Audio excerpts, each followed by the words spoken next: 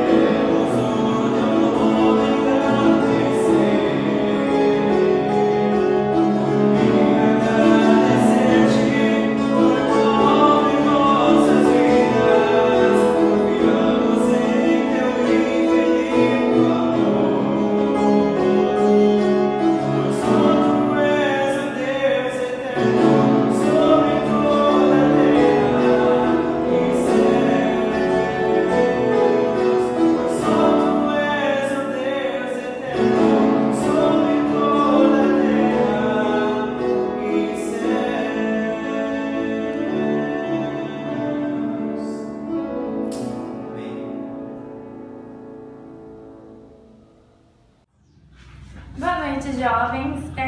Nós escolhemos essa música como especial porque a letra dela traz um certo tipo de conforto pra gente, chama Deus não pode, e traz conforto com tudo que nós estamos vivendo, né, com tudo que nós estamos passando. Então, que eu espero que essa música seja uma bênção para cada um de vocês.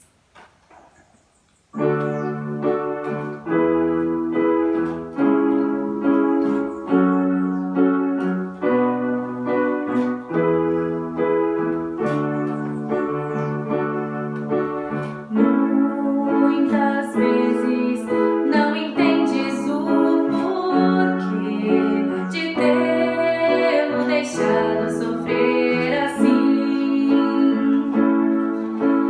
Se parece que Deus esqueceu e deixou de te amar. Tudo tem um motivo pra acontecer e Deus sabe qual é o melhor. Mesmo que não entende o que, espere no Senhor. Deixe Deus operar em teu ser, Mesmo que custe o sofrer, confia em Deus e Ele tudo fará. Até mesmo que parece mais difícil e impossível, Deus o pode. Deus o pode. Deus o pode fazer. Deixe Deus operar em teu ser, mesmo que custe o sofrer. Confia em Deus e Ele tudo fará. Até mesmo que parece mais difícil e impossível, Deus o pode. Deus o pode. Deus o pode fazer.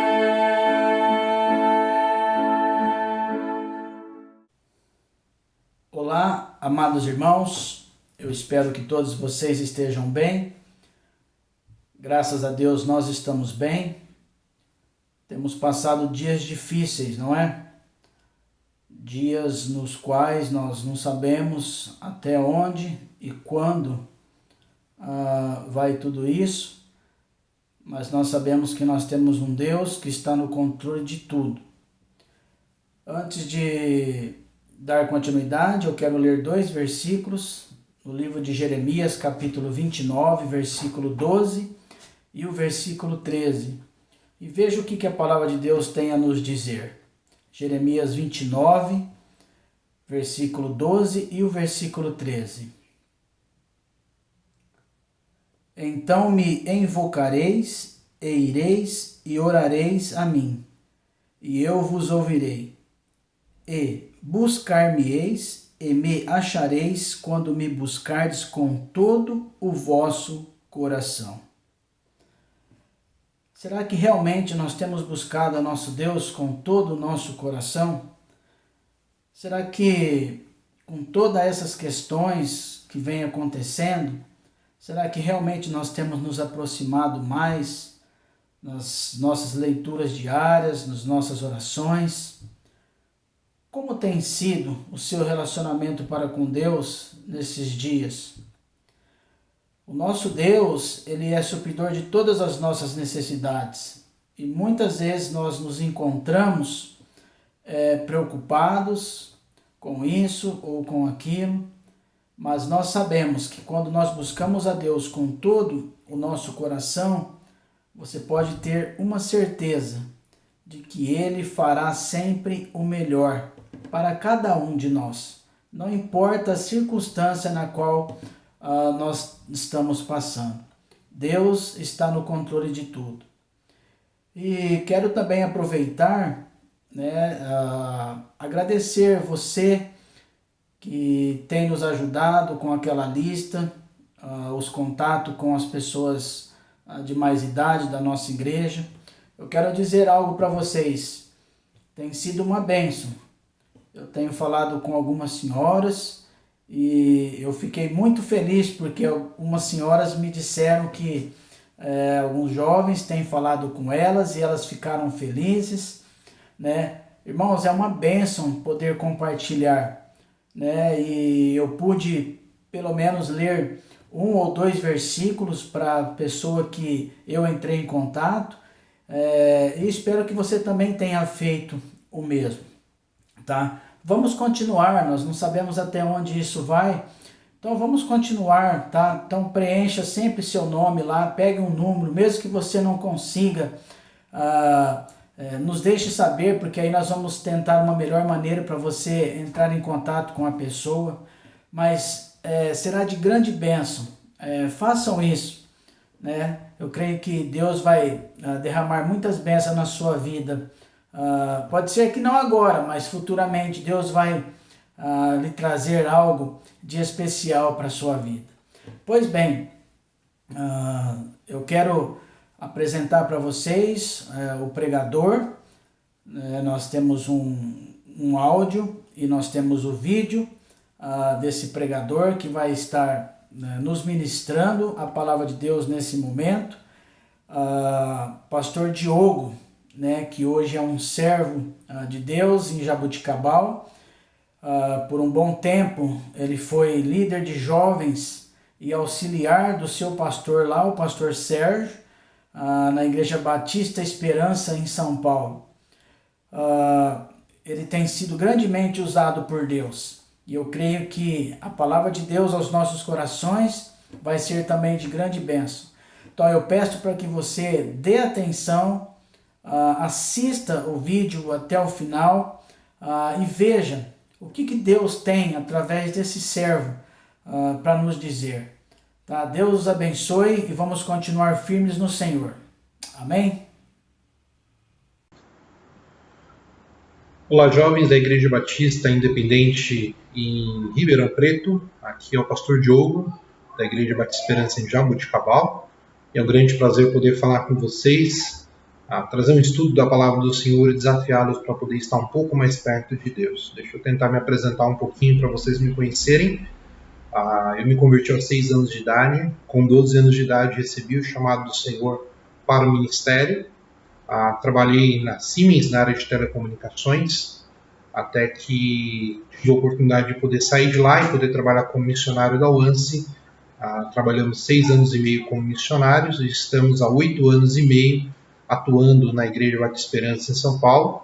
Em dezembro do último ano, Deus nos chamou e, junto com a liderança da igreja, decidimos vir para Jaboticabal, auxiliar o pastor Daniel no seu ministério, e estamos por aqui até onde Deus quiser. Então, é um prazer falar com vocês, poder estar trazendo esse estudo, e eu estive pensando sobre o que falar com vocês, e o tema que eu quero tratar com vocês é vivendo como o mestre. Muitas vezes a gente para pensar que todos nós estamos aí nesse tempo não só de quarentena, mas a gente, principalmente você que é jovem, você que é adolescente, acaba se envolvendo a tantas coisas e muitas vezes a gente acaba esquecendo do que realmente é importante. E a minha oração é que, de uma certa forma, a mensagem de hoje possa atingir seu coração, possa ajudar você a estar um pouco mais perto de Deus e poder estar fazendo a vontade dele. Vou começar trazendo a seguinte afirmação, que todos nós somos incentivados a buscar modelos desde a nossa infância. Já parou para pensar sobre isso? Existia, não sei se é da sua época, se você brincava na rua, mas na minha época, quando eu brincava na rua, tinha o Sigo Mestre, Pai ou Mãe da Rua. Fui para Nova York, se você é batista, um pouco mais antigo, né? Mas são brincadeiras e jogos onde um decide seguir o outro e a gente é incentivado de uma certa forma a buscar modelos. Na adolescência, não sei se você, né, qual foram os seus ídolos na adolescência, né? Para mim aqui eu coloquei aí o Sandy Júnior, né? Me lembro que quando eu estava na minha infância, A gente ia no cabeleireiro e o que a gente pedia era para poder deixar o cabelo igual do Júnior, arrepiado e com um rabinho, né?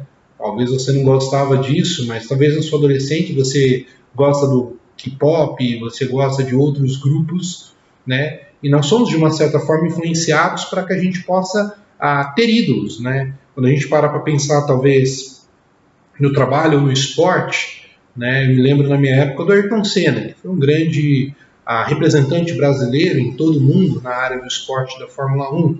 Algumas mulheres olham para Paola Cassorella, né, jurada do MasterChef, e diz, olha, uma mulher de negócio, uma mulher para frente, uma mulher que deve ser seguida. E aqui eu não estou dizendo que a gente tem que seguir ou não. Mas existem hoje, justamente na nossa infância, aí desde a nossa juventude até hoje mesmo, você trabalha hoje no mercado de trabalho, deve ter alguém, um guru, alguém que você deve buscar, né, e falar assim, poxa, esse cara conseguiu sucesso na carreira. Né? Quando a gente pensa sobre a Billy Diniz, por exemplo, dentro do Grupo Pão de Açúcar, um dos homens que foi cotados como um dos mais ricos do Brasil. E se você atua no mercado, você fica pensando, poxa, quem sabe se eu tiver 1/10 do dinheiro dele, ou do sucesso dele, ou da sabedoria dele, quem sabe talvez eu possa ser melhor, ser mais esperto, se conseguir mais coisas na minha vida. E quando a gente para pensar sobre modelos, existem os mais diversos modelos, mas a grande questão e a pergunta principal que tem que ficar para nós é a quem você segue. Quais são os modelos que você tem seguido durante o seu dia a dia? Porque hoje o mundo oferece muito. Se você está em casa, aí você pode ligar o YouTube e aí você tem vários cursos à sua disposição. Existem até durante a quarentena várias faculdades que abriram curso e vão te ensinar técnicas, formas. Eu não estou dizendo que você não deva buscar isso. Mas o problema é quando a gente coloca isso como alvo principal da nossa vida.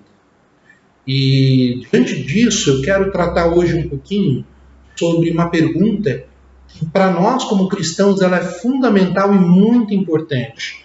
E a pergunta que eu quero fazer para você é: qual é a sua missão? Por que você está aqui? Por que talvez você frequenta uma igreja?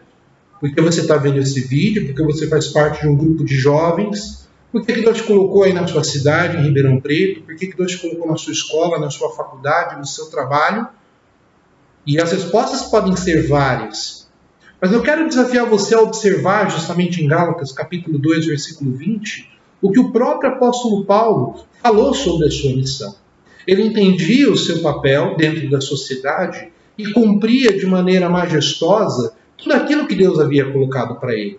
Em Gálatas capítulo 2, versículo 20, nós temos, logo, já não sou eu quem vive, mas Cristo vive em mim. E esse viver que agora eu tenho na carne, eu vivo pela fé no Filho de Deus, que me amou e a si mesmo se entregou por mim. O apóstolo Paulo entendia que a vida dele não pertencia mais a ele, mas pertencia a Deus. E a forma como ele ia viver nessa carne, ele vivia pela fé, pelo que ele acreditava no Filho de Deus. Eu não sei quais foram as suas últimas decisões nesses últimos dias. Eu não sei baseado em que você tem escolhido a sua profissão. Eu não sei baseado em que você tem escolhido a carreira que você está planejando. Mas o desafio do Senhor para mim e para você é que nós possamos entender que nós temos uma grande missão. E o texto de hoje que eu quero convidar você a abrir sua Bíblia está justamente em Mateus capítulo 9, versículos de 35 a 38. Esse texto, na realidade, eu entendo que ele vai falar sobre a grande missão de Jesus. Jesus tinha uma missão durante aqui na Terra e ele a cumpriu de maneira impecável. E o desafio é que nós possamos também ter essa mesma missão, independentemente de onde você estiver. Se você é um estudante, que você agregue essa missão e faça isso lá no seu colégio, na sua faculdade. Você é um trabalhador liberal, que lá no seu negócio você faça essa missão exatamente como Cristo fez. E eu quero nesse estudo, estudar algumas lições de Jesus em relação à sua missão. Jesus tinha muito bem claro qual era a sua missão. E a primeira lição que nós podemos aprender com Jesus sobre missão é que nós devemos ir aonde é necessário. Em Mateus capítulo 9, versículo 35, você tem aí no slide, dizia: e percorria Jesus todas as cidades e povoados, ensinando nas sinagogas, pregando o evangelho do reino e curando toda sorte de doenças e enfermidades. nós percebemos que o próprio Jesus, de uma certa forma, entendia aonde ele deveria ir. Ele entendia que cada oportunidade que ele tinha era uma oportunidade de poder cumprir a sua missão. E durante esse texto nós temos algumas partes que eu gostaria de destacar. Eu queria fazer um panorama com você, observando na sua Bíblia um pouquinho sobre onde Jesus andava. Dá uma olhadinha algumas páginas para trás, em Mateus capítulo 5, e os títulos vão nos ajudar, nós não vamos ler todo o texto. Mas perceba que no capítulo 5, nós começamos o capítulo 5 falando sobre o Sermão do Monte. Então Jesus subia aos montes para poder falar aquilo que Deus havia colocado. Ele vai ensinando sobre os discípulos, ele vai falando sobre os discípulos serem luz do mundo, sobre as mais diversas áreas. Ele ensinava sobre o reino de Deus. No capítulo 6, ele vai falar sobre como nós devemos orar. No capítulo 7, ele incita os cristãos a orarem. Ele fala sobre os falsos profetas. Mas no capítulo 8, há uma sequência de grupos e de pessoas que Jesus encontra, onde ele entende a sua missão, interage com eles e cumpre a sua missão. Por exemplo, no capítulo 8, dos versículos 1 a 4, nós temos a cura de um leproso. No versículo 5 até o versículo 13, a cura de um criado de um centurião. Então a gente percebe dois grupos diferentes. Situação financeira diferente, grupos diferentes. Importante a gente poder perceber isso. No versículo 14 e 15, ele vai lá e cura a sogra de Pedro. Muitos fazem piadinhas com sogra, um beijo para minha sogra. Mas era um grupo, talvez, que as pessoas riem, brincam e fazem chacota sobre ela, mas Jesus mostra, não, ela é importante. Eu vou fazer o meu papel, eu vou cuidar dos meus. E Pedro, com certeza, e sua esposa se sentiam mais aliviados por saberem que Jesus fazia o seu papel, cuidava. Dos versículos 18 até o versículo 22, ali nós temos a prova de Jesus. Dos versículos 23 a 27 do capítulo 8, Jesus acalma uma tempestade. Dos versículos 28 até o 34, nós temos ali 2 endemoniados, gadarenos, um grupo que ficava lá no cemitério lá. Percebe que Jesus ele não diminuía as suas forças para poder fazer aquilo que a sua missão era. No capítulo 9, nós temos a cura de um paralítico em Cafarnaum.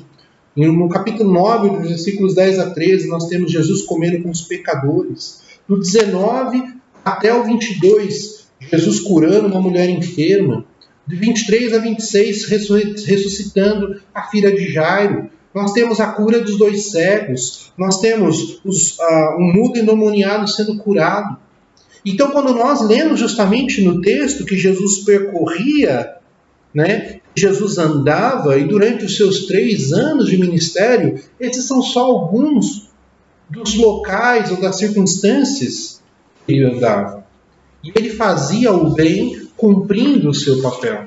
Perceba que dentro dessa lista ele não falava simplesmente a um grupo específico de pessoas. Como eu falei, tinha um centurião que tinha uma certa condição, que trabalhava para o governo, e nós temos pessoas que nem tinham o seu nome citado na Bíblia, e ele, de uma certa forma, percorria a atingir esses tipos de pessoas. Perceba que Jesus também avança nas localizações geográficas. Ele está em cima do monte, ele está debaixo do monte, ele está no mar, ele está dentro de uma casa, ele está fora de uma casa. Jesus também não alcança só os de fora, mas ele também tinha um certo tipo de relacionamento e cumpria sua missão para os que estavam perto de si. Ele não estava limitado a um único tipo de trabalho. Ele curava, ele evangelizava, ele ensinava, ele estava sempre atuando. Claro que a gente entende que os milagres e maravilhas que ele fazia tinham um objetivo específico, que era justamente para poder validar o seu ministério. Mas quando a gente parar para perceber que Jesus entendia que todo lugar era um lugar para poder manifestar o reino de Deus. Pensando um pouco sobre isso e trazendo um pouco uma aplicação para cada um de nós nesse primeiro ponto, a pergunta que eu quero fazer para você, será que você tem se importado ao ponto de levar o evangelho àqueles que você conhece? Ah, pastor, mas eu estou em quarentena, mas e a tecnologia? E o Facebook? E o WhatsApp? O Instagram? O Snapchat? TikTok, tantas outras mídias aí, eu mexo com todas elas, não mexo com todas elas, mexo com algumas, o Instagram. Mídias que você pode, o WhatsApp, você pode utilizá-las para que você pode alcançar as pessoas que você conhece. Irmãos, é muito sério a realidade deles, porque se eles não conhecerem Jesus como Salvador, eles vão para o inferno. E talvez as pessoas que você mais ama, né? Você vai chegar lá no céu e você não vai encontrá-las. Então agora é o momento de nós podermos envolver. Agora é a hora de nós podermos entender que não importa onde nós estejamos, nós podemos pregar o Evangelho. Você se importa em levar o Evangelho com quem estão na sua igreja? Pare para pensar sobre os últimos jovens que entraram na sua igreja. O que você fez? Você ficou lá junto no seu grupinho de jovens? Ou você se levantou e foi lá e conversou com ele e fez a seguinte pergunta: olha, se você morresse hoje, para onde você iria? Irmãos, nós devemos nos importar mesmo, prestar atenção, ir atrás, fazer perguntas sérias e verdadeiras. Sabe por quê? Porque o mundo não tem vergonha de poder fazer pergunta para você. O mundo não tem vergonha nenhuma para poder perguntar para você se você já teve relação sexual. O mundo não tem vergonha nenhuma para poder perguntar para você se você é virgem ou não. Agora, por que nós temos que ter vergonha ao fazer uma pergunta tão importante que pode definir não só a vida dela, mas a eternidade dela? Você tem se importado ao ponto de levar o Evangelho junto com os missionários? Ah, pastor, mas eu não tenho um grande salário. Ah, pastor, mas eu não tenho tanto tempo. Mas, irmãos, nossos missionários precisam das nossas orações, precisam das nossas ofertas, precisam do nosso apoio e carinho. Talvez durante esse tempo de quarentena fique um desafio. Cai no WhatsApp, procura a equipe de missões da sua igreja, né? Manda uma mensagem de apoio do seu próprio pastor. Irmãos, ser pastor num tempo desse de quarentena é tão difícil. E que a gente fica com o nosso coração apertado para poder saber como é que está o nosso rebanho. E se nós temos pessoas que entendem sua missão, de poder apoiar, de incentivar, de levar a mensagem onde precisa e de fazer a sua missão onde precisa, Cristo é honrado e glorificado e a mensagem do Senhor chega a tantos outros lugares. A pergunta é, você tem se importado? Você tem levado o Evangelho aonde Deus deseja que você leve? Essa é a primeira pergunta. Nós devemos ir aonde é necessário. A segunda lição que nós podemos aprender nesse texto é que Jesus estava disposto a sentir a dor daqueles que sofrem. Perceba que no texto, justamente, tem duas atitudes que nós podemos perceber. Primeiro, ele se atenta à necessidade deles. Perceba que o texto diz, vendo ele as multidões, compadeceu-se delas, porque estavam aflitas e exaustas, como ovelhas que não têm pastor. Jesus para um tempo, ele está correndo, pessoas ao seu redor, curas, milagres. A gente já viu uma lista ali tão grande de coisas. Mas no momento ele para e percebe pelo menos duas coisas nas pessoas. E a pergunta é, você consegue perceber isso nas pessoas que estão ao seu redor? A primeira atitude, a primeira palavra, a primeira frase que nós podemos destacar no texto é que Jesus olha para elas e percebe multidões exaustas e aflitas. E essas palavras podem ser traduzidas como alguém que está em grande infelicidade e prostrado. Eu tirei essa foto justamente de uma situação há um tempo atrás, onde dentro de um grande show, pessoas foram baleadas por um homem que tinha problemas mentais. Ele simplesmente queria acabar com as pessoas. Hoje a gente abre a nossa televisão e vê lá a pandemia. Nós vemos pessoas que estão dando entrevistas diversas vezes pensando que estão infectados. Aqui na cidade de Jaboticabal nós temos 8 pessoas infectadas até o momento, né, com coronavírus. E a pergunta é, você consegue olhar para essas pessoas e o que você vê nelas? Você sente a dor deles, e a palavra de Jesus ali, claro, é a palavra compaixão, ter a paixão do outro, colocar-se no lugar do outro e sentir a dor. Ou a única coisa que nós como cristãos podemos dizer, não é comigo. Sabe, quando a gente vê os nossos colegas da faculdade bebendo até cair, quando nós vemos os nossos amigos da empresa, muitas vezes vivendo uma vida de prostituição, contando as suas farras que aconteceram no final de semana, como é que fica o seu coração? Você concorda e diz, isso mesmo, vamos lá. Ou você realmente percebe, poxa, são pessoas que estão aflitas, exaustas, sem esperança. E a outra palavra que a gente percebe no texto é justamente a gente perceber que ele viu pessoas como ovelhas que não têm pastor. E eu coloquei essa foto da ovelha com um balde na cabeça, porque a gente sabe, a própria Bíblia, o próprio quem cuida do animal sabe que ele já não é muito esperto. Mas quando a gente vê essa frase como ovelhas que não têm pastor, justamente o sentido da frase são pessoas sem liderança, sem rumo, sem direção. Pessoas que infelizmente estão batendo sua cabeça para encontrar felicidade e acham que na vida sexual vão encontrar felicidade. Tem pessoas que acham que no casamento vão encontrar felicidade. Tem pessoas que acham que numa religião vão encontrar felicidade. Mas sabe, a única pessoa que pode trazer a verdadeira felicidade duradoura é o próprio Senhor Jesus Cristo. E Jesus olha para elas e percebe, puxa, elas estão batendo cabeça. Elas estão indo para lugares perigosos. Elas estão indo para lugares tão longe que muitas vezes a gente não consegue nem perceber. A gente precisa dar uma olhada nessas pessoas e poder perceber, poxa, para onde a humanidade está indo? Para onde os meus amigos estão indo? Para onde as pessoas que moram em Ribeirão Preto estão indo? Pensando um pouco sobre isso, eu queria ter tirado algumas informações um pouco mais atualizadas, mas eu não consegui, porque o site do IBGE, na data de hoje, está travado. Mas eu consegui algumas informações sobre a cidade de Ribeirão Preto. Não sei se você sabe, mas existem 604 mil pessoas, conforme o censo de 2010.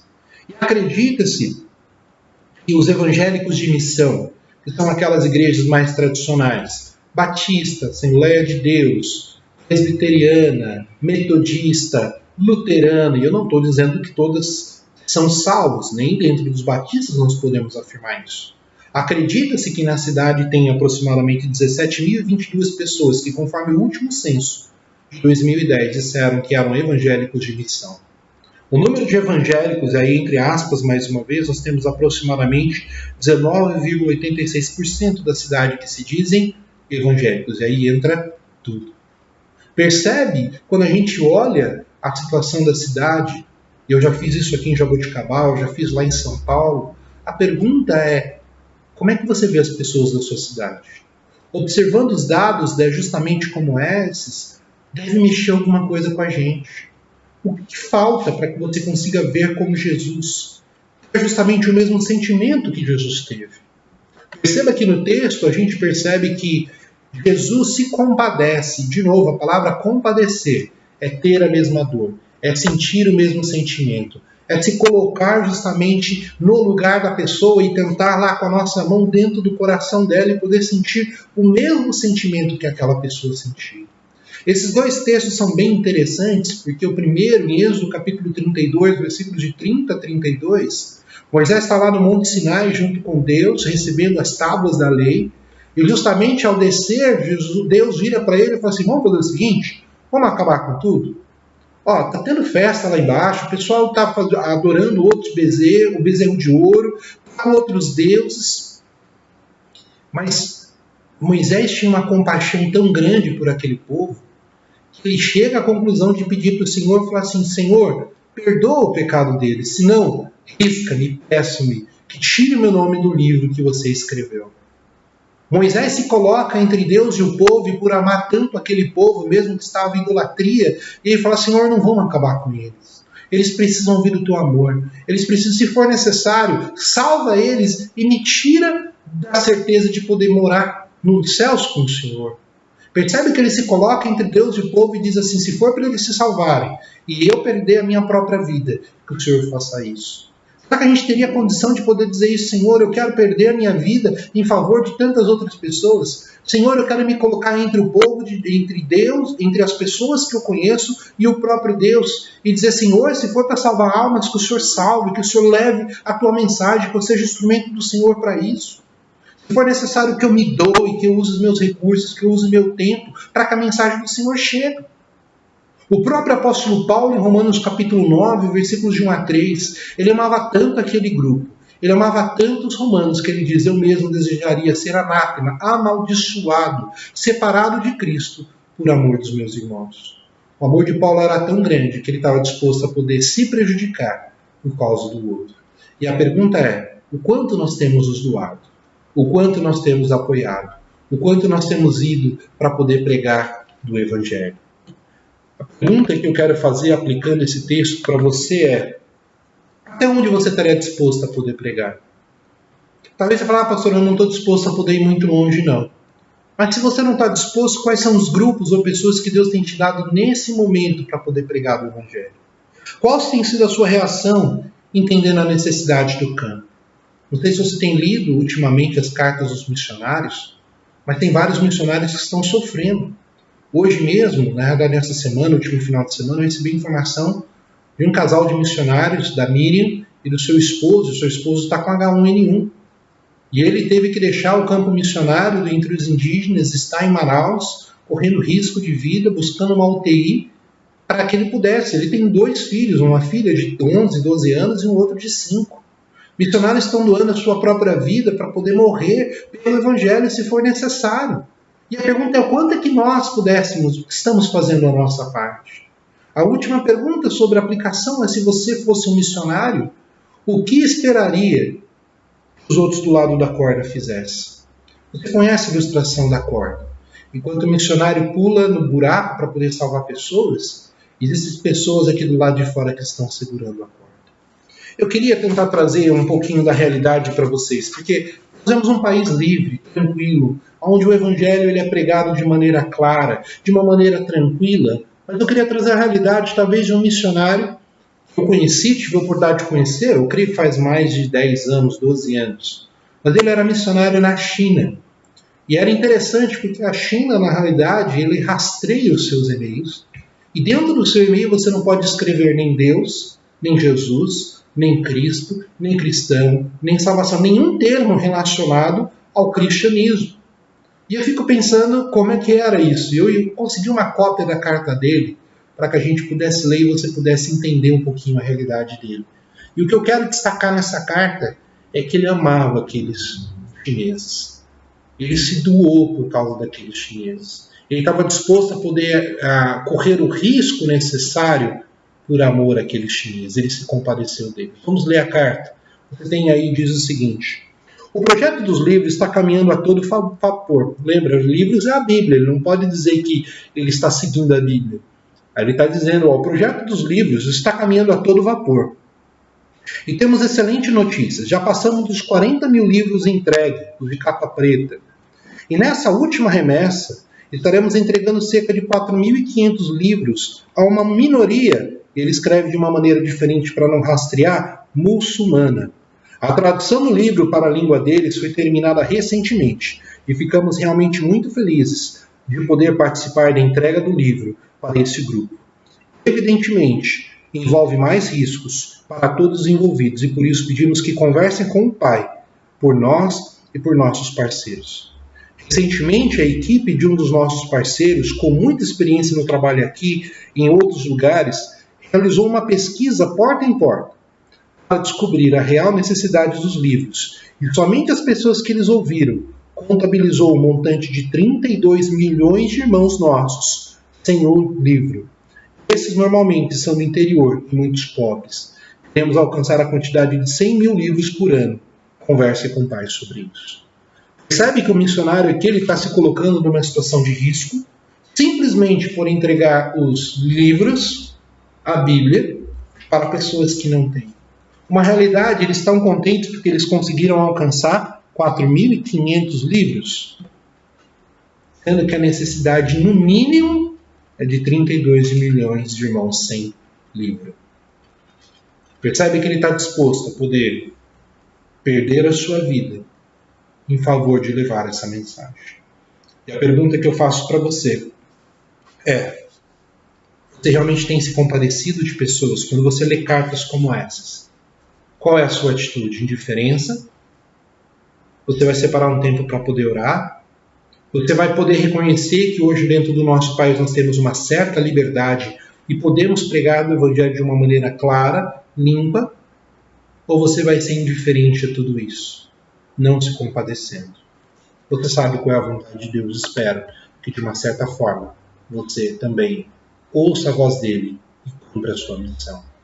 A terceira lição de Jesus que nós podemos aprender é esse texto. Devemos estar atentos aos alertas de Deus. E então se dirigiu aos seus discípulos: a seara na verdade é grande, mas os trabalhadores são poucos. Rogai, pois, ao Senhor da seara que mande trabalhadores para a sua seara. Versículos 37 e 38. Eu acho que não tem nenhuma dúvida, não só Jesus, mas nenhum de nós, que A gente tem muito trabalho para fazer. É interessante que um outro texto, justamente João capítulo 4, versículo 35, diz: Não dizeis vós que ainda há 4 meses até a ceifa? Eu, porém, vos digo, erguei os vossos olhos e vede os campos, pois já branquejam para a ceifa. Talvez você fale assim, pastor, mas é muito difícil evangelizar.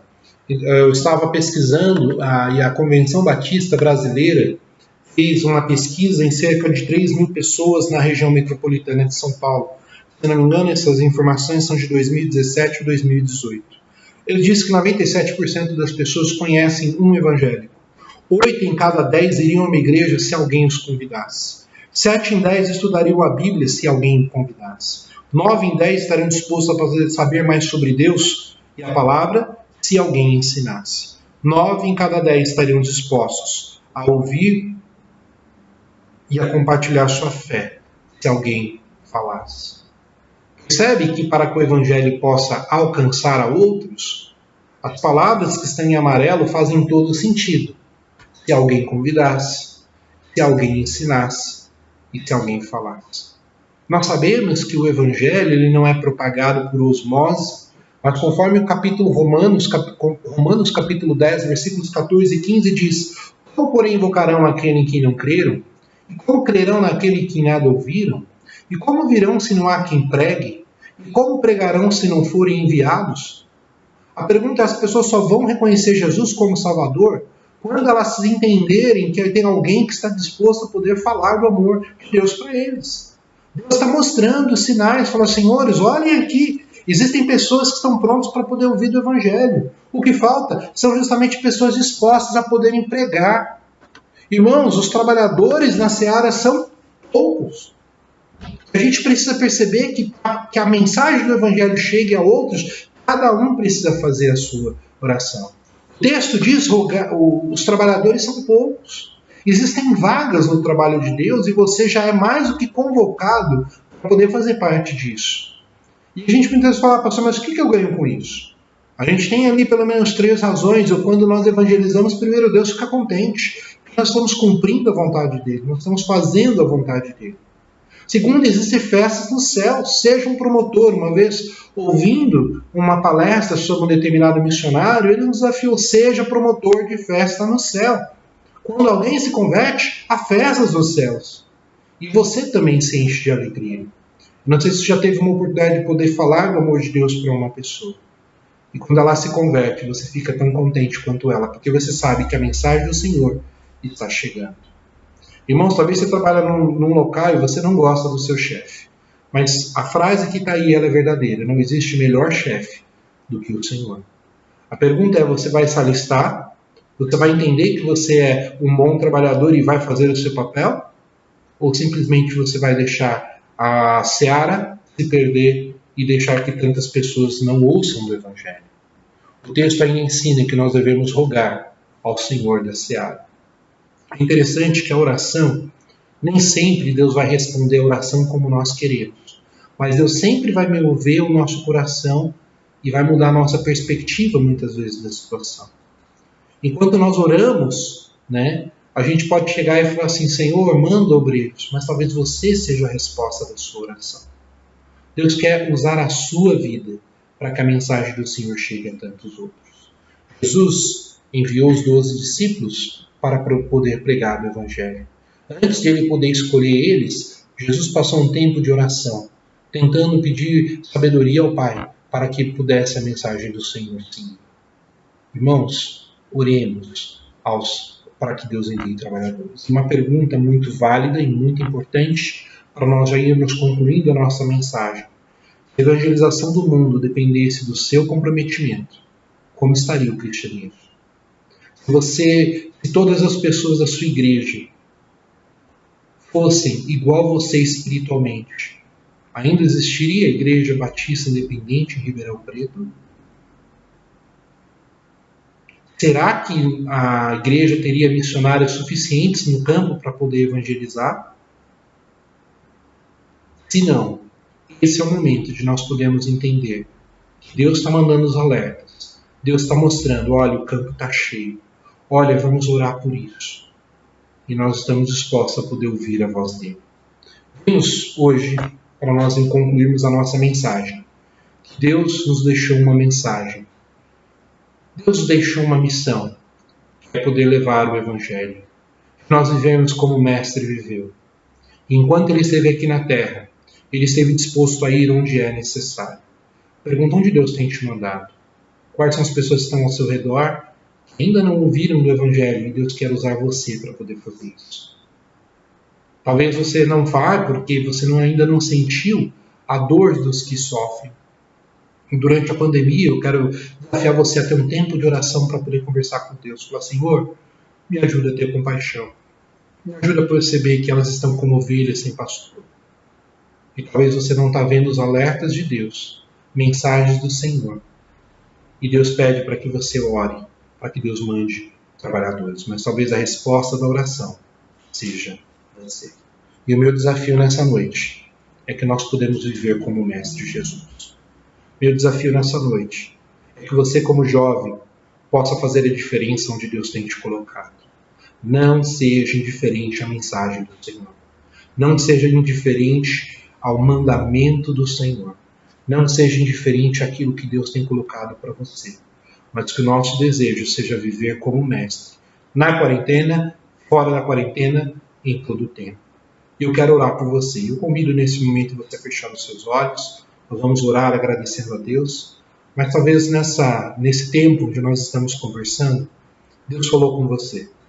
Deus tem mostrado para você que você tem vivido a sua vida, mas que você não tem levado em consideração ou não tem vivido, olhado para Cristo como seu verdadeiro mestre. Você tem seguido tendências, você tem seguido músicas, cantores, você tem seguido sites, você tem seguido grupos de notícia, você participa de grupos de WhatsApp que falam sobre tudo, menos sobre aquilo que realmente importa, que é a missão de Jesus para você. E talvez nessa noite ou nesse momento você quer reconhecer e dizer, Senhor Jesus, eu reconheço que eu não tenho vivido como o Senhor. Eu tenho reconhecido que eu não tenho ido para onde não tenho falado aonde eu tenho ido. Eu tenho que reconhecer que eu não tenho tido compaixão pelas pessoas. E eu tenho que reconhecer que eu não tenho visto que os campos estão prontos para colher. Mas nessa noite eu quero pedir a tua misericórdia, eu quero pedir perdão, eu quero pedir que o Senhor use a minha vida para poder ir aonde o Senhor deseja. Se esse for o seu desejo, ore e converse com o Senhor. Peça a ajuda dele. Eu tenho certeza que ele vai poder te ajudar para que você seja um cristão que ama a Deus e que leva a sua mensagem aonde deseja. Obrigado, Deus. Obrigado, Pai, mais uma vez, pela oportunidade de falar com cada jovem. A minha oração é que essa mensagem faça efeito a começar em mim. Que eu possa perceber as oportunidades que o Senhor tem me dado. E aonde eu for, eu possa pregar o teu Evangelho. Me ajude, ó Deus, que eu continue firme, pensando nas necessidades dos outros, mas me ajude também, ó Deus, que eu possa entender os seus sinais. O Senhor está mostrando que existem pessoas que precisam ouvir o amor de Deus. E que mesmo a pandemia, mesmo o afastamento, mesmo sem estarmos reunidos como igreja, nós entendamos o nosso papel e usemos as tecnologias disponíveis para que a tua mensagem chegue a outros lugares. Obrigado, Deus, mais uma vez. Nós louvamos e agradecemos o nome de Jesus. Amém. Quero agradecer, obrigado mais uma vez, obrigado, pastor Milton, pelo privilégio e a responsabilidade de poder trazer uma mensagem para os seus jovens. Obrigado, João, mais uma vez também pelo convite. Deus abençoe vocês, mas que nós sejamos uma igreja atuante que faça diferença na vida de pessoas. Um grande abraço, espero vê-los outras vezes, a gente pode conversar um pouquinho e que Deus os abençoe.